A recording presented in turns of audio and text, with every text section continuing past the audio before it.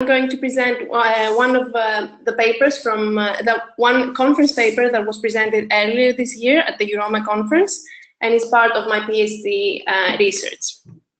Before I go into the paper, I would like to present some examples of accidents that I think explain very well why I decided to start this research in the first place. The first example refers to the Challenger disaster, when a shuttle orbiter by NASA broke apart shortly after takeoff, when an O-ring failed because of the very low temperatures. What is interesting to note here is that that the engineers of one of the contractors by NASA had expressed their concerns about proceeding with the launch at such low temperatures, but the management decided to proceed with the launch anyway, due to various pressures to go ahead with the launch after various delays. Another example that took place in 2003, when the shuttle Columbia disintegrated when re-entering the atmosphere because a piece of foam broke off and struck the left wing. Again, engineers had expressed their concerns about the issues, but the management decided to limit the investigation and go ahead with the mission because, as they mentioned, the crew could not have fixed the problem in space anyway. Another example, more recent, and I think a lot of you probably are aware of, is the oil spill in the Gulf of Mexico that happened in 2010, when an explosion and fire in a drilling rig resulted in 11 people dying and 17 more being injured, and also resulted in a massive oil spill that was characterized as the largest environmental disaster in the US history. The accident was attributed to loose regulations on blowout plants, on no culture of safety on the rig, and poor management decisions, and an overall rush to complete operations. And although, as you can also see from the headline in this newspaper, BP suffered the bulk of public and political criticism, but what not everyone knows is that this rig was not actually operated by BP, but by one of their contractors. Yes, but by one of their contractors. So the reason I chose to present these examples is because these accidents, like most accidents, present several similarities. They are the result of a combination of a large number of smaller events that take place over long periods of time that could have been prevented, and all have major consequences, not just for the organization involved, but also for the society, the environment, and many others. All these accidents indicate that there are deficiencies in understanding and preventing accidents, that safety education is not reaching the target audience, and that we need more research and interactions between academia and the industry in order to advance the safety agenda. But what does safety really mean? If we look into the different definitions of safety, for example, the Oxford Living Dictionaries define safety as the condition of being protected from or unlikely to cause danger, risk, or injury. A report published by Eurocontrol in 2013 defines safety as a state where as few things as possible go wrong, whereas the International Civil Aviation Organization defines safety as the state in which the possibility of harm to persons or of property damage is reduced to and maintained at or below an acceptable level, and so on. What we can see from these definitions is that the use of words such as unlikely, as few things as possible, or acceptable level show that safety is not only hard to define, but is also hard to measure. And it is far from straightforward for organizations to understand what this acceptable level of safety may be. As a result, and based on these considerations, we decided to also look into the accident causation literature and see if these studies can offer insights for organizations. While there are a lot of different streams that talk about accident causation, I have listed here the ones that focus on management rather than technical issues.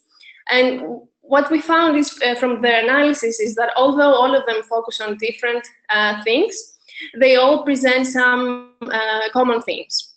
And what they all agree on is that failures and accidents don't just happen, but they come from a chain of events that accumulate over long periods of time. They are not technical, but they are because of management and organizational issues. And they accept that, that systems are not perfect and they are prone to error, but organizations can learn from failures and prevent more accidents from happening again in the future. Indeed, studies show that about 80% of accidents are due to human error, and that these errors present patterns that need to be identified and communicated to those responsible for safety through an incident reporting system. However, and although studies show that the benefits from incident reporting outweigh the costs, underreporting still remains a significant issue. Just to mention an example, it is estimated that in the US, errors of doctors and nurses, about 50 to 96% of them are never reported. And it is also estimated that up to 100,000 patients in the US, and up to 4,000 patients in England and Wales lose their lives annually due to human error. And these are additional to financial costs for treating injuries. And while there are several studies that try to understand what is that makes doctors and nurses, for instance, report more incidents, most of these studies focus on a traditional way of how organizations work. At the same time, more than 1/3 of large manufacturing firms worldwide had to complement their product offerings by their products by offering services in order to remain competitive in current globalized economies. In order to do this shift, it requires significant organizational changes, and it involves the creation of new capabilities in order to reflect the relationship-based nature of services. In order to create these new capabilities, manufacturers have to work closely with a large number of partners, suppliers, customers, and even competitors. And this is exposing them to an increased complexity. Any current studies that try to understand these risks focus on operational, performance, and financial, and there is currently no research that tries to understand what the increased safety risks may be and how we can help servitized manufacturers deal with these. So based on these considerations, we decided to focus our research on understanding what are the characteristics that can make individuals either report or not report an incident within a service environment. Since our aim was to examine incidents, and this involves sensitive and confidential information, and also have access to a servitized manufacturer that has worldwide presence, operates within a safety critical environment, and has an integrated incident reporting system. This is a phenomenon that doesn't occur very often, and therefore we decided to focus our analysis on a single organization. For confidentiality reasons, I cannot mention the name of the organization, but I will talk a bit more about the way we collected the data and we performed our analysis. So in order to be able to introduce new ideas, we used qualitative data and open-ended questions to guide the discussions. At the end of every interview, we used a questionnaire where we had a pre-identified list of characteristics as we identified them in a review of the literature for doctors and nurses, and we asked the participants to mark them depending on how important they think they are. So in order to perform the analysis, we conducted the interviews, transcribed them, and then read through the texts carefully and highlighted anything that we thought was relevant to either a buyer or a facilitator. After reading the highlighted text more carefully, we assigned them to either one of the pre-identified categories or to new ones if we didn't think that the ones that were already existing would match. At the end of this process, we read everything again, merged some categories that were similar, created some child categories, and so on. And we did the same process until we were happy with the final ones. Then we compared the categories with the questionnaires until we came up with the final list. The final list consists of 7 barriers and 8 facilitators. And unfortunately, there is no time to go into all of them in detail. But since, for example, from the 7 barriers, 2 of them, for 50% of the cases were only related to 2 of them, and for the 8 facilitators, 75% of the mentioned cases refer to only 4 of them.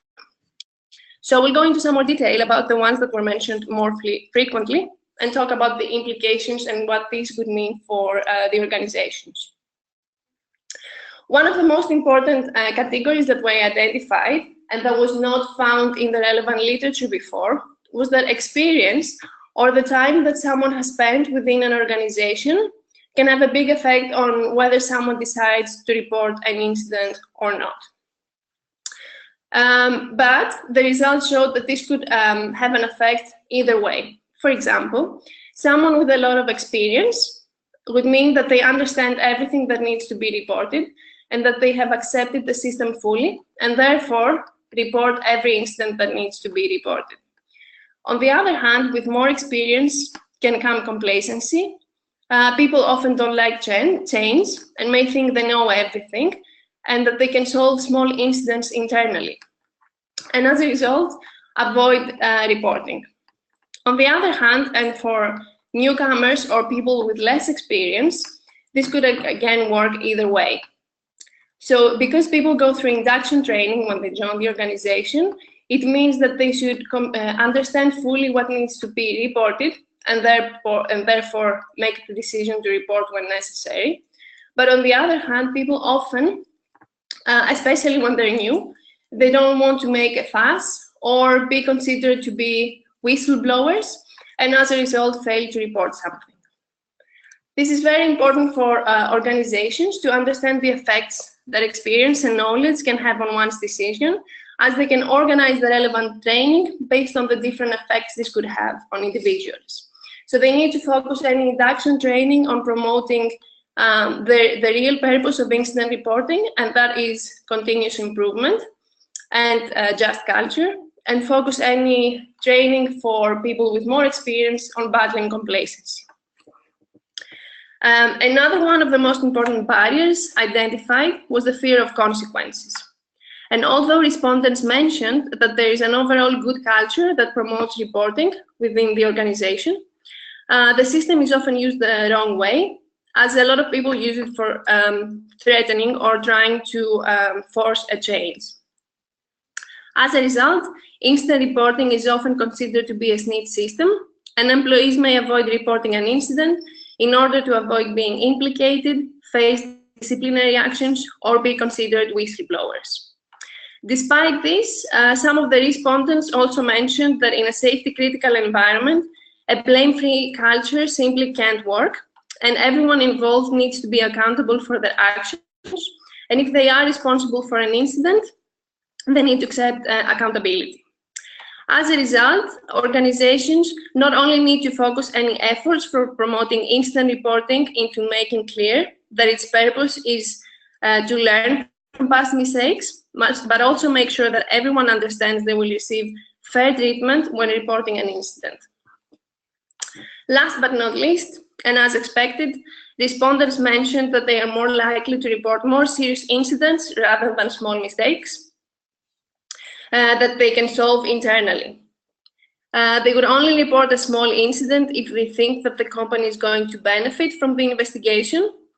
And this was also supported by the view that when you report genuine mistakes, this puts people off further from reporting their own errors, as they fear the consequences. This is a very interesting finding again, considering that a continuous occurrence of small incidents, even though no major accidents happen, can lead to a normalization of deviance, where small incidents become the norm, and this can lead to catastrophic consequences. As a result, servitized manufacturers will need to consider ways to promote incident reporting, even for smaller incidents that do not seem to be very important at the time of the event. An analysis, for example, of the potential outcomes of near misses and how this could lead to more serious accidents is a good way to promote this. And organizations need to remember that this is important for the whole service network.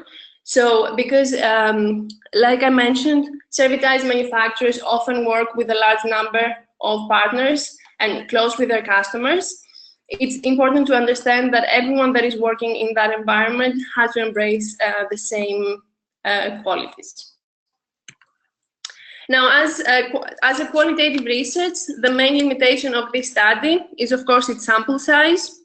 But as a new theory, the main goal was to propose new constructs that serve as promising avenues for future research. We have already conducted more interviews in different sites, which we are currently analyzing, and aim to include in the analysis and compare the results. The ultimate goal of this study is to link the different literatures of servitization with the one on accident causation, and be able to provide a guidance tool for servitized manufacturers. Thank you.